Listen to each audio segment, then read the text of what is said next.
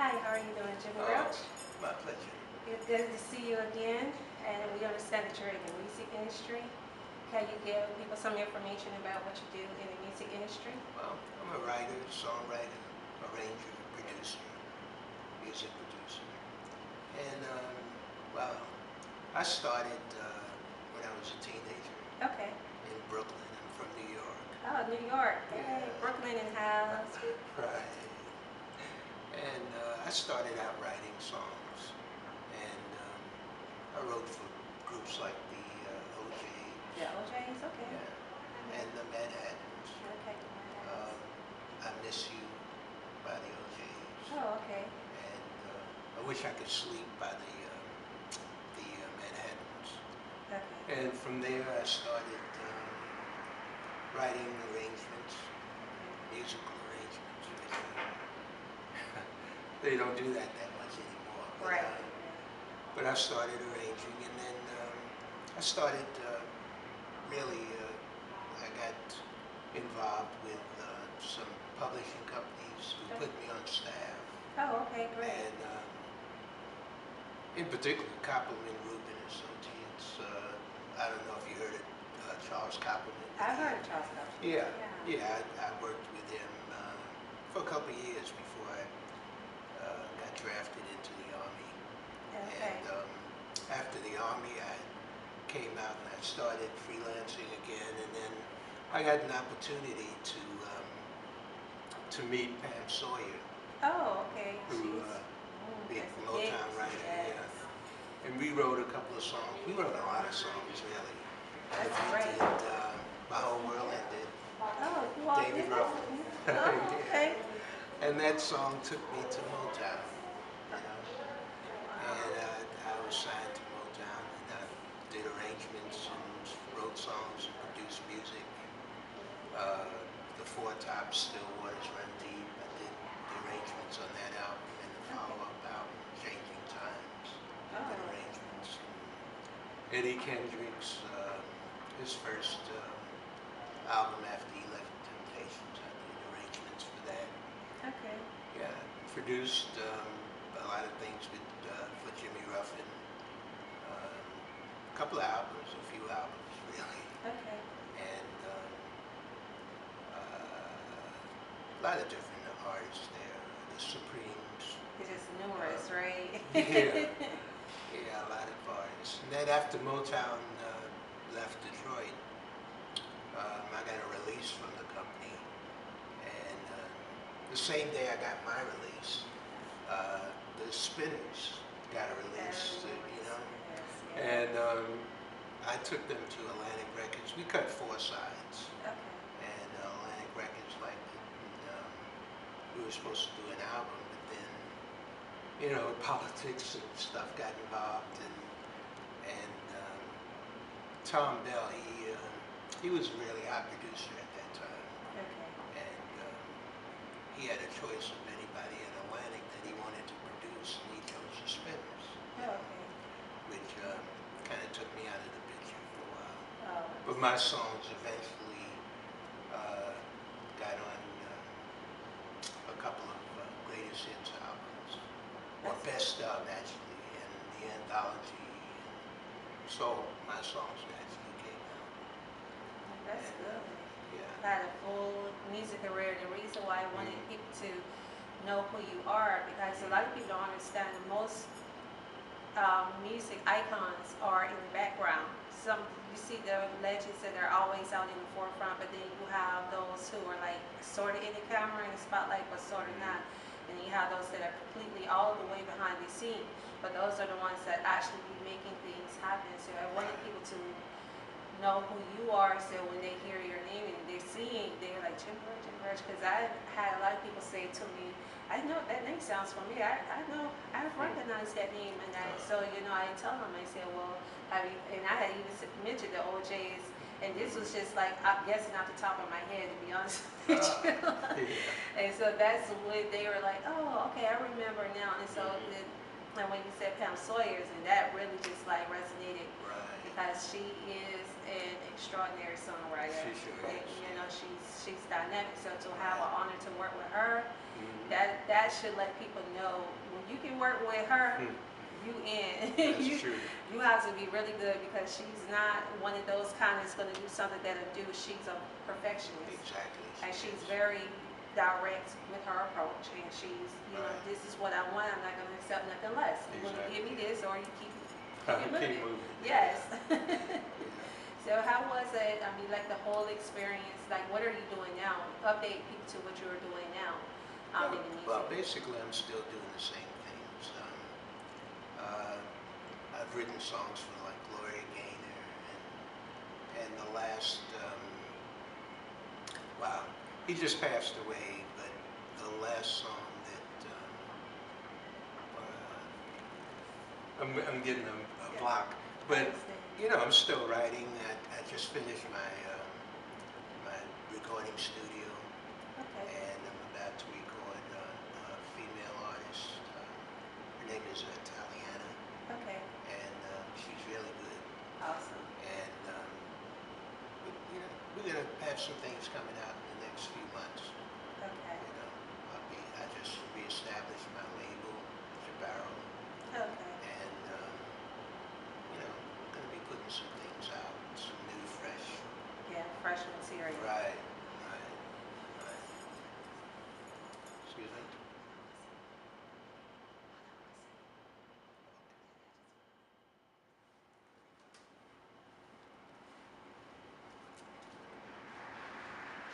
Okay, this is Child's Noise with Z Magazine. We're back here with Mr. Jimmy Roach. And I wanted to ask you, what do you feel about this new age, new generation type music that is out here today? What is like your honest opinion about it? Give constructive criticism as well, please. Mhm. Well, basically,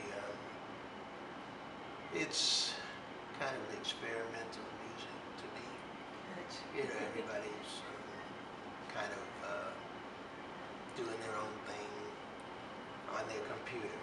Yes, You know? pretty much, yes. And there used to be a time when musicians knew music,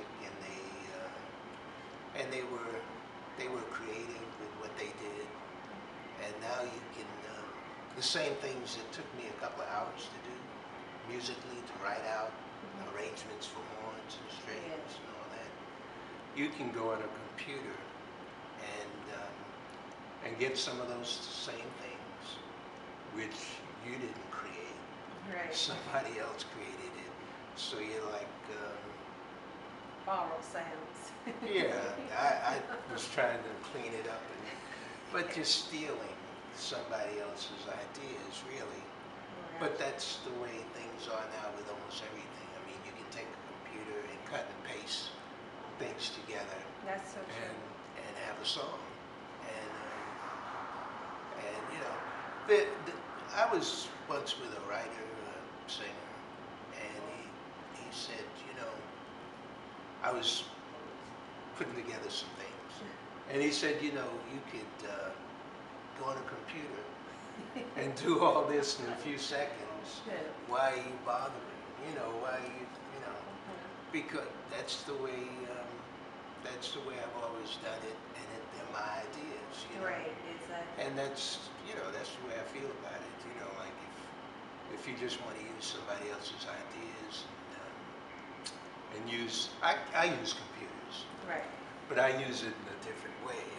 I put my ideas into the computer, and it just makes things faster, Right. but it's still creative to me.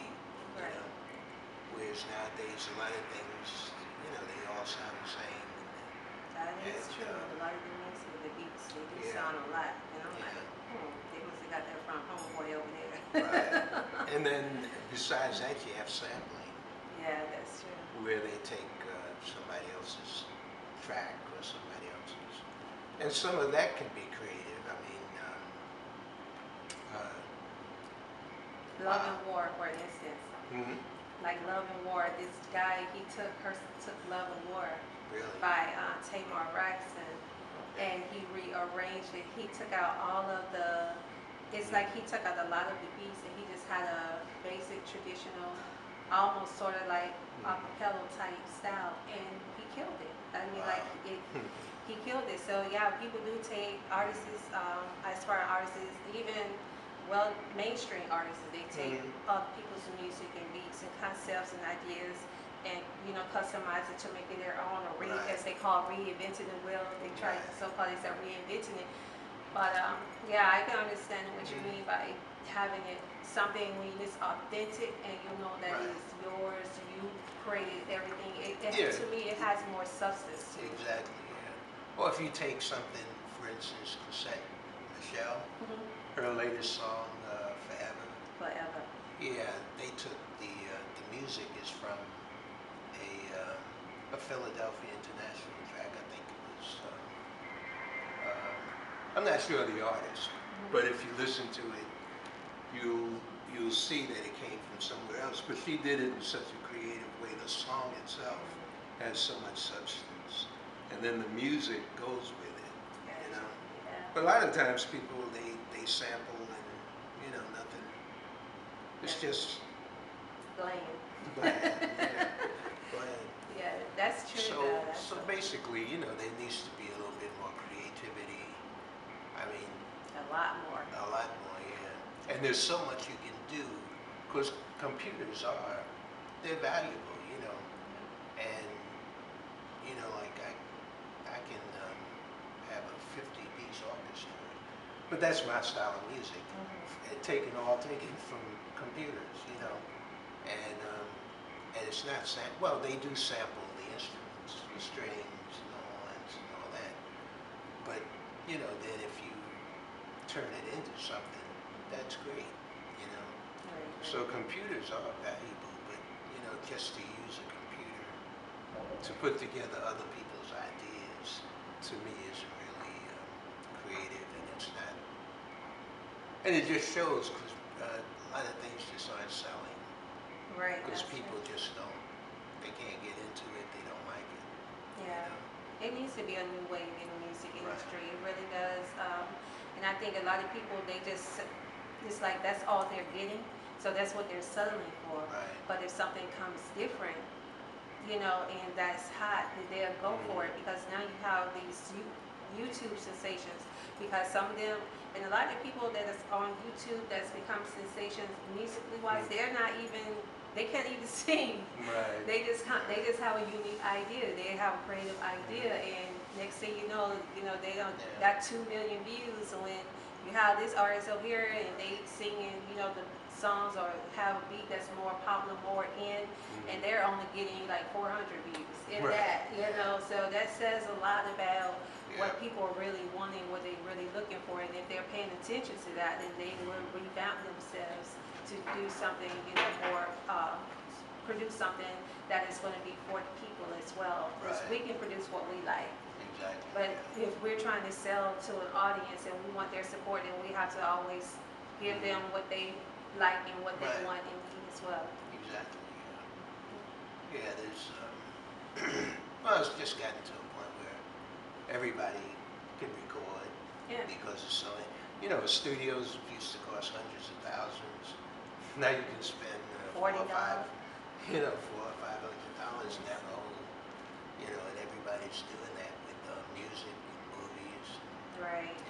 A lot of people doing that. And I tell artists, I said, it's one thing to, when you go in the studio, anybody can go to the studio and record, and they show their pictures on Facebook, Twitter, whatever, their videos, and they just happy, but just that doesn't mean that you're an artist. Just Exactly, because yeah. you know how to go in a studio Right. and spit some lyrics, that doesn't mean that you're an artist. It's a reason why it's called artist. That artist Exactly. means creativity, originality, savior, and a lot of them Right. do not have any flavor. They don't have no savor in it. It's just nothing. It's bland. It sounds like somebody else, and I've had that happen where artists have submitted music to us to Z Magazine during our artist pool, because we have artist pool where artists can submit their music and they're randomly selected, and we'll Right. get on airplay. But a lot of it sounds just alike, and it's just to the point where we haven't even really been pushing that anymore, because we're not getting anything with substance. And You know, I don't want somebody hearing the music and they think if they could confuse your music with somebody else and they thinking that you're somebody else, then that lets you know that your style is not unique and different. There's nothing about your music or your style that's standing out from your opponents, Yeah. your competitors. Yeah. Yeah, a friend of mine, Jimmy Ruffin, he would say, well, there's talent, and then there's depths of talent. Exactly. You know? That's true. And when you talk about depths of talent, you're talking about Stevie Wonder, or Prince, Yes. or, Michael you know, Jackson, Mariah Carey, Whitney or Houston. Whitney Houston, Yes, you know. depths of talent. Because, I mean, almost anybody can sing, and everybody can rap. Yeah, You just know? like even the dog But- get back there on part into the lyrics. I mean to the beat. Right. But to, you know, but to have depths of talent, you know, that's unique and it's rare, That's true. and it's a treasure, really. Yeah, it You is. know, it really is. So, you know, I just call it amateur hour, and that's what we're kind of a phase we're in, Yeah. where everybody has a chance, because everybody can record, and everybody can rap, and everybody can sing. You Yeah. know? That's But to, you know, like to really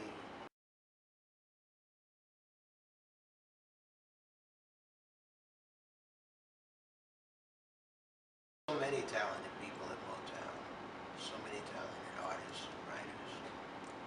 You know, all that's kind of lacking today. I mean, there's still people out there, right.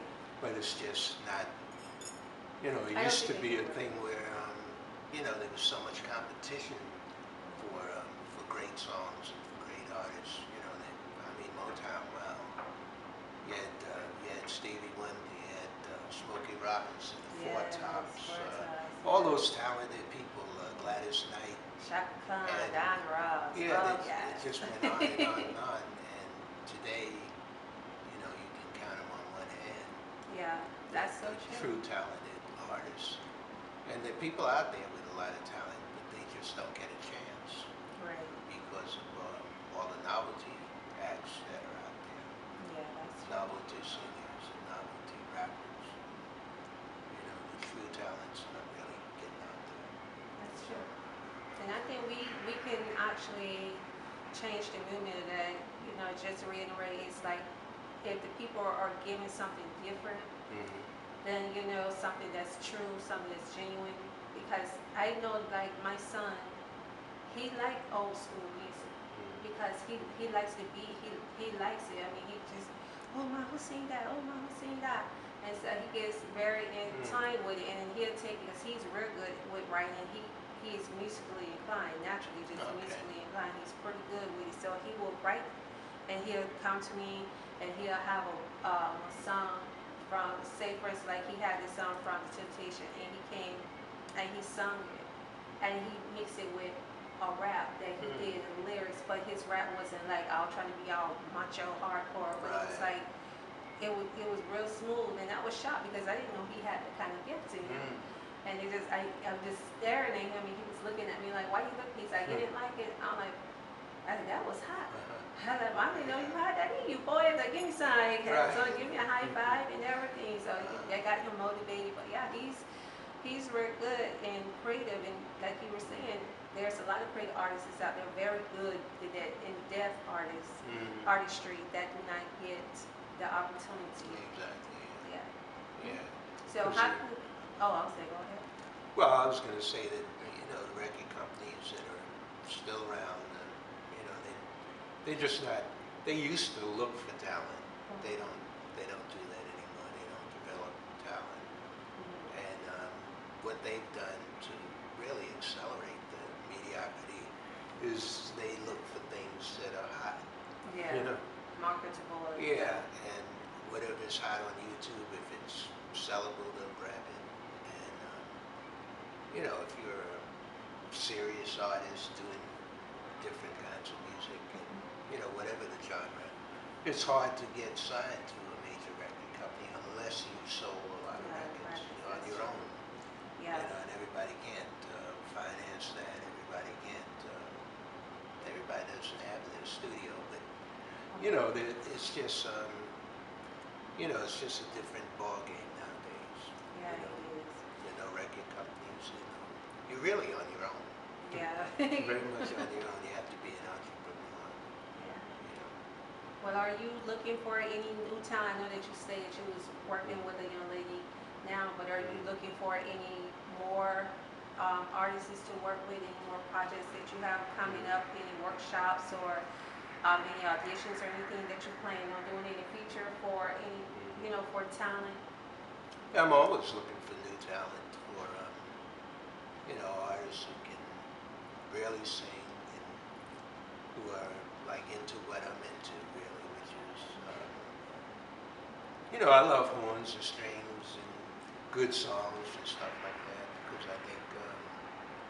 I don't think that ever went away, Okay. and it's being proven all the time. Every time, like for instance, R. Kelly, he's got a new album with all those ingredients, and even some new artists who I can't think of right now, but they're always coming out with Hey, those. Janelle.